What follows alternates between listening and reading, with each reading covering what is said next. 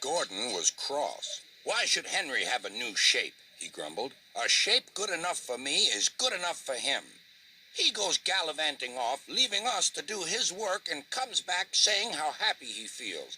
It's disgraceful. And there's another thing. Henry whistles too much. No respectable engine ever whistles loudly at stations. It isn't wrong, but we just don't do it. Poor Henry didn't feel happy anymore. Never mind, whispered Percy. I'm glad you're home again. I like your whistling. Goodbye, Henry, called Gordon. We're glad to have you with us again, but remember what I said. Later, Henry stopped at Edward's station.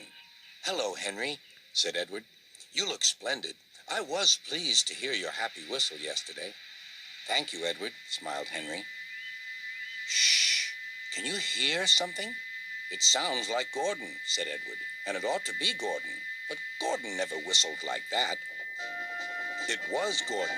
He came rushing down the hill at a tremendous rate. He didn't look at Henry, and he didn't look at Edward. He screamed straight through the station and disappeared. Well, said Edward. It isn't wrong, chuckled Henry, but we just don't do it. And he told Edward what Gordon had said.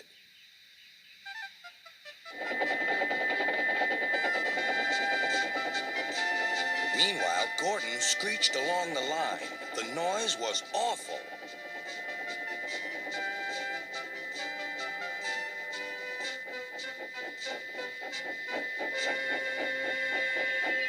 At the station, everyone covered their ears. Sir Topham Hatt covered his ears, too. Take him away, he bellowed, and stop that noise.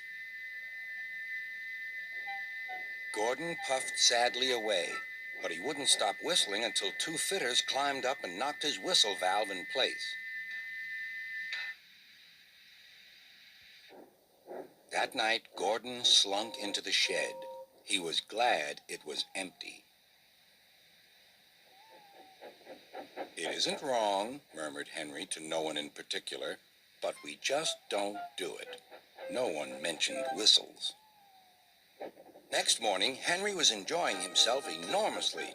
I feel so well. I feel so well, he sang. Trickety-trock, hummed his coaches.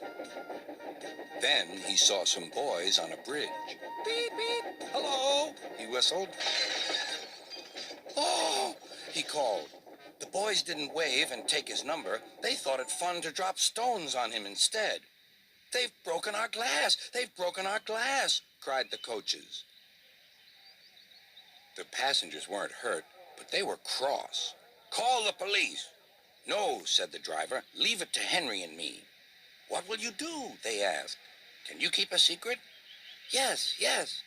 Well then, said the driver, Henry is going to sneeze at those boys.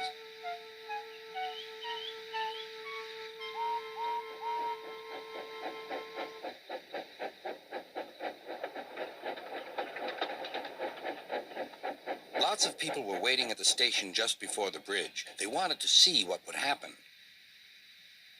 Henry has plenty of ashes, said the driver. Please keep all windows shut till we've passed the bridge. Henry's as excited as we are, aren't you, old fellow? Henry felt more stuffed up than excited. Soon they could see the boys, and they all had stones. Are you ready, Henry? Said the driver. Sneeze hard when I tell you. Now, he said. Achoo!